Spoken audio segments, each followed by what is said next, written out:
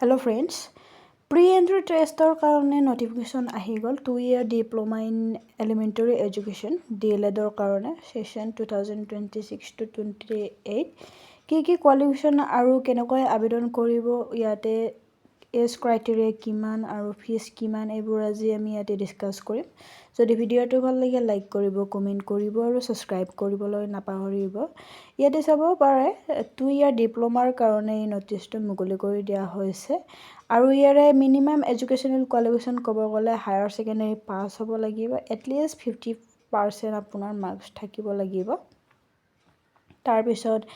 for candidate belonging to SC ST আৰু ST hills যদি হয় আপোনালোকে 5% relaxation পাব মানে আপোনাৰ যদি 45 আছে তেতিয়া হলে আপোনালোকে এই 2-year diploma in elementary DLEDৰ কাৰণে আপোনালোকে আবেদন কৰিবলৈ পাৰিব ইয়াৰে এজ ক্ৰাইটেৰিয়া ক'বলৈ গ'লে 18 হ'ব লাগিব less than 18 মানে আপোনালোকে 18ৰ ওপৰত হ'ব লাগিব তাৰ পিছত not more than 34 মানে আপোনালোকে 34ৰ ওপৰত হ'ব নোৱাৰিব এজ ক্যালকুলেশন কৰা হ'ব 1 জুলাই 2026 ৰ পৰা আৰু ইয়াতে এজ ৰিলেক্সেশনো দিয়া আছে চাই লব পাৰিব আবেদন কৰিবলৈ হলে আপোনালোকে https://scrtpet.co.in ত আপোনালোকে আবেদন কৰিবলৈ লাগিব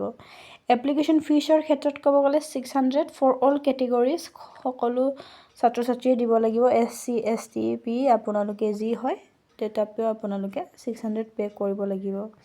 এডমিট কাৰ্ড আপোনালোকৰ ওলাই যাব আৰু আপোনালোকে এডমিট কাৰ্ড scrtpet.co.in ত পাই যাব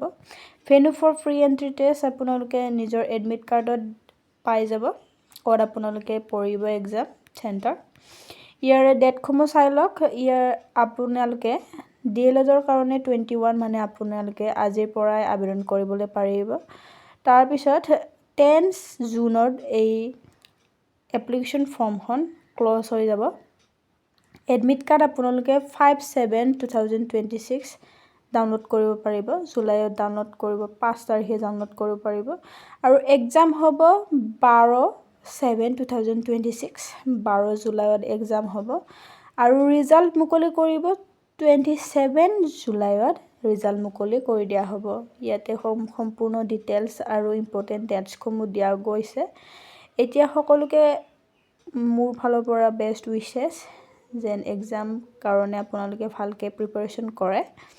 আৰু কেনেকৈ আবেদন কৰিব লাগে যদি আপোনালোকে বিচাৰে তেতিয়া হলে কমেন্ট কৰিব